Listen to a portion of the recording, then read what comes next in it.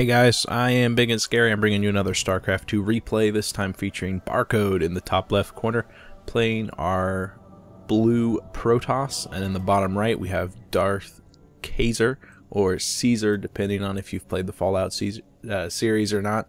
He is our red Terran. Darth is in Masters, low Masters.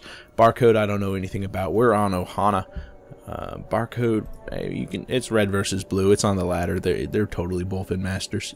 I'm gonna go out on a limb here and say that that's a fact. Ohana is pretty well known. It's been around for a little while. What do you guys think about the ramp, by the way? Specifically, neutral supply depots at the bottom, so that the Protoss can't throw down those 3 pylons and do the super early block off for the expansion. Not a big problem for Terran, but a bigger problem for Zerg, and I've been reading some stuff about it, and I'm for it, but I can see why some people wouldn't be. Super early scout from Barcode just being a jerk and taking out that first SCV on the supply depot, which is why Darth pulled so many of his SCVs back and just tried to push it off, push that probe back. But with those shields, those probes are surprisingly resilient, especially against the SCVs, which really can't heal in any way. I don't see on the production tab any gas being thrown up just yet for Barcode. I kind of want to keep an eye on this little match between the two of them. You can see that the SCV is probably going to lose this fight, but with another one joining in, that probe's going to follow suit shortly. Oh no, just barely going down. Oh, that was really close actually. But you can see the supplies 13 to 10. That's that probe definitely paid for itself, as far as all things are considered, taking down two of those SCVs, really. So yeah, it's a good cost efficient. That's what I'm trying to say. No gas for Terran, 1 gas for the Protoss.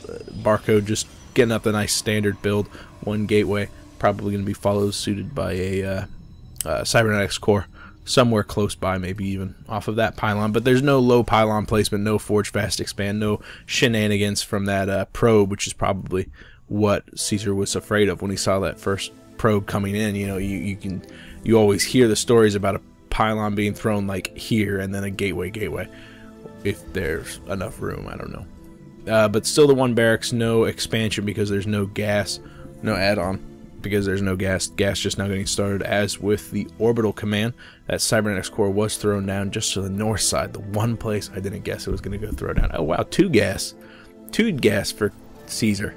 Pretty quick gas too, so some sort of tech play coming out of him. Could be reactor Hellions are pretty popular on this map, but they don't really require 2 gas, so more likely a solid tech play or Banshee harass. That's pretty much the only thing you see very commonly on this map.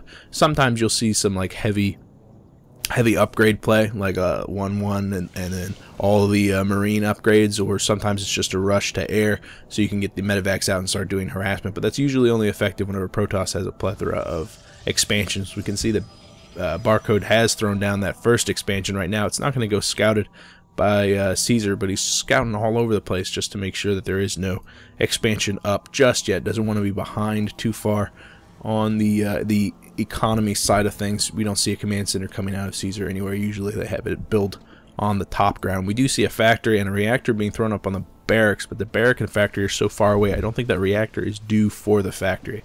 I think more likely we're going to see a starport thrown right next to the factory, and then an add-on thrown on the factory for the starport, and we're going to see that in just a couple of seconds as that finishes up. Chrono boost is being spent down on the warp gate 1 gate for the fast expand, so pretty ballsy out of Barcode, but he wasn't seeing anything too intimidating from the Terran whenever he did scout. Tech lab on the factory for DarthCaesar. So there you go. Banshee harass, really powerful on Ohana. There's so many different cliffs that those Banshees can really abuse to get into the mineral lines, and with Barcode getting an expansion up, he's going to be twice as vulnerable to that sort of harassment.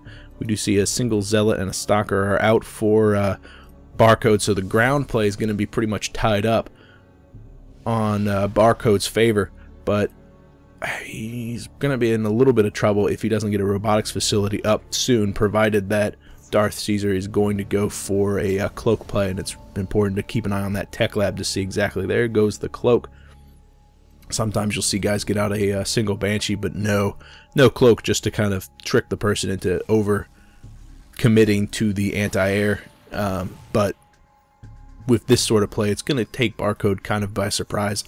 Just the 3-gate, I expect to see a Robo Bay thrown down shortly, but even if it gets thrown down right now, that Observer's not going to be out in time to scout the Banshee. Banshee will pop out first, followed closely by Cloak, which will probably be done right before the Banshee hits the mineral line.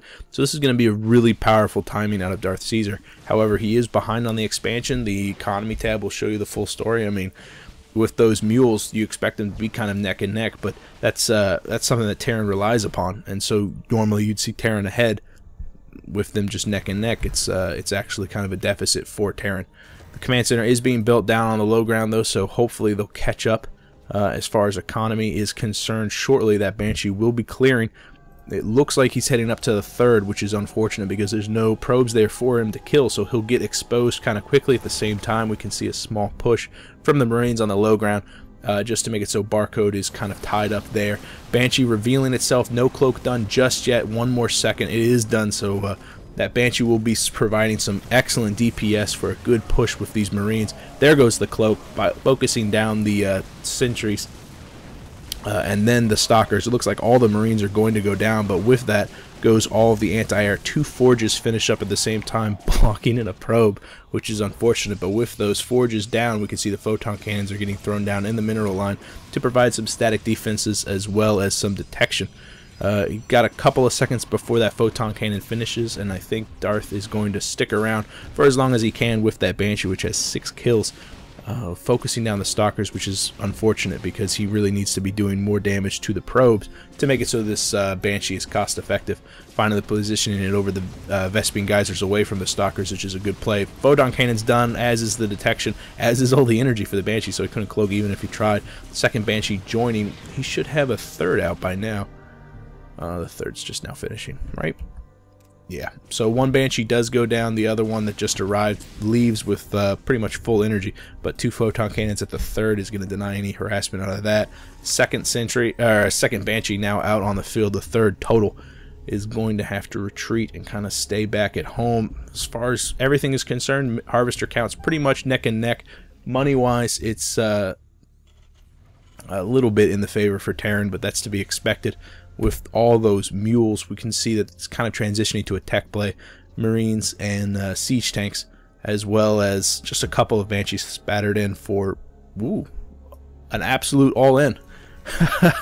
So that's a lot of SCVs. This is going to hit with a ton of bricks, and it's probably going to take Barcode completely by surprise. What does he have at home? A couple Stalkers, some sentries out with a lot of energy, but all they'll do is kind of keep the SCVs away from the front line.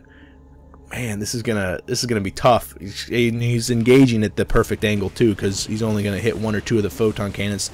SCVs really absorbing a lot of the fire from the Stalkers, but they kind of push too far to the left and allow the Stalkers to get right up on top of the 2 siege tanks. Only 1 siege tank remaining. Cloak Banshee just raining fire from above. Only 1 Stalker out on the field for Barcode. He's looking incredibly grim right now. 29 to 35 Harvesters. This expansion is absolutely going to fall, and it looks like right before the 1-1 finishes, which is just terrible. I think the armor will finish. It looks like the weapons will go down. Will it? I gotta click the Stalker to see. Yeah, armor is done, but the level 1 weapons did not finish. Looks like some double bunkers up on the high ground, but with all the zealots going to town on all the Marines, it doesn't look like any of them are going to finish. One of the bunkers does go up, and the 2 Marines barely make it inside. That siege tank is going to get focused down by the zealots, but it survives with 6 health because of the healing from the SCVs. Excellent play there. The 2 Banshees have more than paid for themselves. 7 kills on that one. Like I said, this expansion is definitely going to go down, but with 2 expansions fully saturated, and even more SCVs up here just to support the tech play, this is proven to be surprisingly cost effective for DarthCaesar. And the reinforcements just continually stream in. Now there's plenty of Marines. The bunkers are going to finish, and the natural is going to get completely locked down. Caesar knows about this 3rd. He might choose to push up there because it looks like the Stalkers are going to be controlling the high ground, but with the siege tank on the low ground, I think these Banshees aren't going to have an issue with dealing with this aggression. moderate health for the Banshees. Only 2 Stalkers out, but oh, this Banshee kind of overextends himself. He's going to get surrounded by the Warp In. He goes down, even though some SCVs were in position to heal. Looks like Caesar's going to get pushed back to the hard point, which is down on the natural. Push from the Marines. These Stalkers probably won't have a... No, they're going to go down. Even with the Warp In, I don't think Barcode's going to be able to scramble enough. Wow, he pushes Caesar back. Wow, that is a nice hold for Barcode. I thought that Caesar was going to walk right over him, but it's a good idea to pull back to that hard port, especially if he just sends a handful of these Marines down into the natural. He could probably take out that Nexus without taking any fire from the photon cannon there. Got to be careful with this photon cannon, as it is a detector. Banshee does go down. We only have 2 more Banshees on the field. It looks like a second one is just now joining up from the home base. Look at that one with full health but no kills, and another one just now popped and is en route. Another siege tank coming up with a couple more Marines. Those siege tanks are going to be the real damage dealers. It looks like he is sending down a couple of Marines. Oh, but they're barely within range of that photon cannon, so he's got to be very careful there, having to keep an eye on a small little poke from Caesar with that single Marine. If Barcode used this as the advantage to try to break that contain, he might have some luck. But he'll definitely take a lot of damage there. A couple warp gates warped in on the right side of the 3rd, and a observer robotics facility is being built up in the main to get some much needed detection to deal with these Banshees, which are just being absolutely brutal. Oh, warping of Stalkers preventing the Stalker from moving in, but one of the Banshees has no energy, so they have to pull back, trying to trick the Zealots into coming within range of the single siege tank, 3 siege tanks down on the low ground. At the same time, we can see another command center is being built from Caesar, so his all-in has proven to be like not really an all-in. He's kept his economy going at the exact same time. Everybody's neck and neck because it's really 2 base on 2 base, but as long as Caesar keeps this contained, and you know what, he could probably just pack it up and go home, having done quite a bit of damage, throwing a CC center down at the 3rd, or the natural. Probably going to warp that into a planetary just to provide some added defense, but it could be just because he's a jerk. Charge and an Immortal being used. Okay, so he's already got the Observer out for Barcode just so he can have that added detection. But that Immortal will be very helpful at breaking that siege line, and this is really cool. Barcode's doing a great job at keeping his units split up to deal with the multi-pronged harassment from Caesar. Caesar can really push one direction or another, and it's totally at his leisure. But Barcode can't reinforce one direction if he doesn't. Well, why doesn't he move his detection over? Well, he can't really reinforce one direction because in order to do that, he'd have to go through the hard point that Caesar has built up there. Look at that, 4 bunkers. He's got siege tanks shelling the top ground. A couple of them are a little bit exposed. Now with that Immortal done, it's pushing out a scan on the high ground, reveals the Observer, and that goes down. But so many Stalkers on the low ground are going to be able to pick off this single Banshee that's lost energy, and this other Banshee suddenly loses its energy too and goes down. At the same time, the 3rd goes down, forcing all of the probes to try to return home, exposing themselves to the siege line. Look at that, 4 siege tanks on the top ground. Caesar is just constantly streaming in reinforcements, but it looks like this is the break that Barcode needs. He's pushing down with quite a lot of Stalkers down into the home base. Will this command center become a planetary fortress to help defend that natural, or will Caesar rely upon his own reinforcements that have come, been building up at home? Handful of Marines, a single Banshee. That Banshee does have a lot of energy. It can use to focus down those Stalkers. I don't think Caesar's going to have a hard time holding this, especially with the siege tank up on the high ground. All of these Marines are going to go down, but that Banshee, as long as it positions over the high ground, won't have an issue with taking down all of these Stalkers. Stalkers making their way to the high ground to start dealing with the siege tanks. It looks like the Banshee's going to run out of energy in just a couple of seconds. All of these SCVs are going to go down. Not a lot of action at home. The hard part for DarthCaesar has been done by taking out the Nexus up there. He's really crippled the economy, but at the same time, Barcode has pushed down with his Stalkers and killed all of them. So the Harvester count's pretty much neck and neck. We're still 1 base on 1 base, but Caesar has the infrastructure in place to begin mining as soon as those guys are done.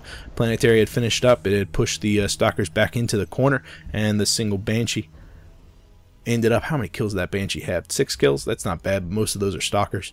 so it definitely paid for itself. Planetary's also done up, and the natural for Barcode, but it's DarthCaesar's planetary, and he's actually mining there, which is awesome. Just some nice supplemental income. The longer time goes by, Barcode's going to be in an increasingly desperate position. He doesn't have any probes down on the... Oh, he does have one probe, but I think it might be caught in there, so it's not like he can build any units down there. A couple of zealots being warped in on the low ground. I think they're charge lots, actually. They do have charge, be able to close very quickly with the siege tanks. One siege tank out of position, some Archons making their way down. Probably not going to be able to do enough damage to take down the planetary with it being repaired by so many SCVs in that area, but every single one of the zealots have gone down. The siege tanks are down. The Archons finally fall. Barcode basically threw everything he possibly had into that last attack.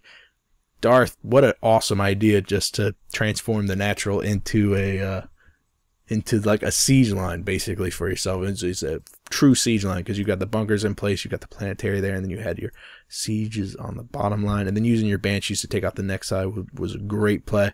Very well done, very nice hold. Barcode, I feel like you really got shafted because you didn't have detection up for that first little stab from the Banshee. Not a lot you can do there because the timing for the Banshee was really spot on. But that's basically it. And really good job with positioning, splitting your warpins. You had some units up yonder, and then you had some units down at your third, because you really had to defend both areas. And that's tough. That's really tough, especially because the time between the warpins can seem like ages. That's basically it for me, guys. If you have a game you want me to cast, you could PM me here or on Reddit.